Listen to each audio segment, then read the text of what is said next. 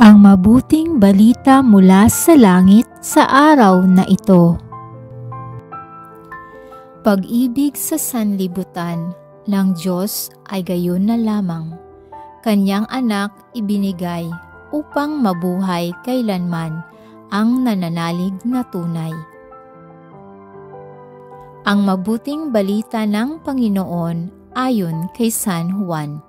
Pinupuri ka namin, Panginoong Hesukristo.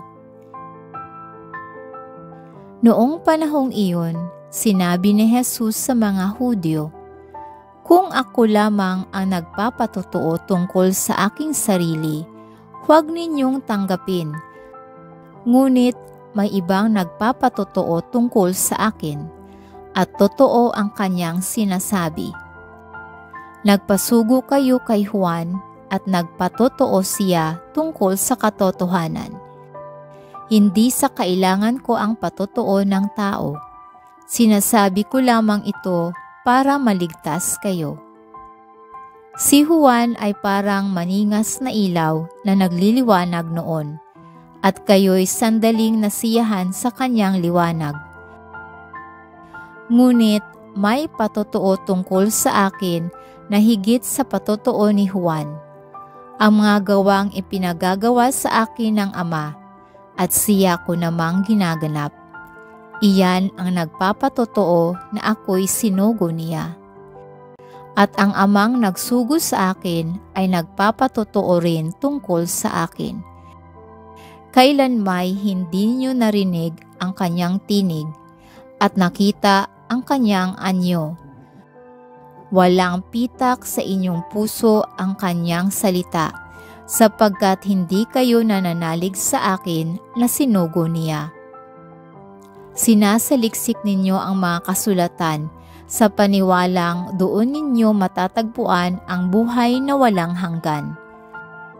Ang mga ito ang nagpapatotoo tungkol sa akin, ngunit ayaw naman ninyong lumapit sa akin upang kayo'y magkaroon ng buhay. Hindi ako naghahangad ng parangal ng mga tao, ngunit kilala ko kayo. Alam kong wala kayong pag-ibig sa Diyos. Naparito ako sa ngalan ng aking Ama, at ayaw ninyo akong tanggapin. Kung may ibang pumarito sa kanyang sariling pangalan, siya'y inyong tatanggapin. Ang hinahangad ninyo'y ang parangal ng isa't isa, at hindi ang parangal na nanggagaling sa iisang Diyos. Paano kayong makapaniniwala? Huwag ninyong isiping ako ang magsasakdal sa Ama laban sa inyo. Si Moises na inaasahan ninyo ang siyang maghaharap ng sakdal laban sa inyo.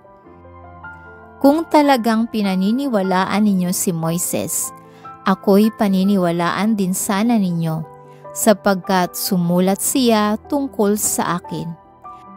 Ngunit kung hindi ninyo pinaniniwalaan ang mga sulat niya, paano ninyong paniniwalaan ang mga sinasabi ko?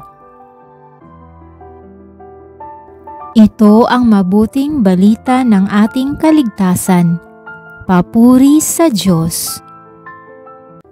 Maraming salamat po sa inyong tulong na maipalaganap ang mabuting balita ng Poong Jesus sa lahat ng mga Pilipino sa buong mundo. Pagpalain nawa tayong lahat.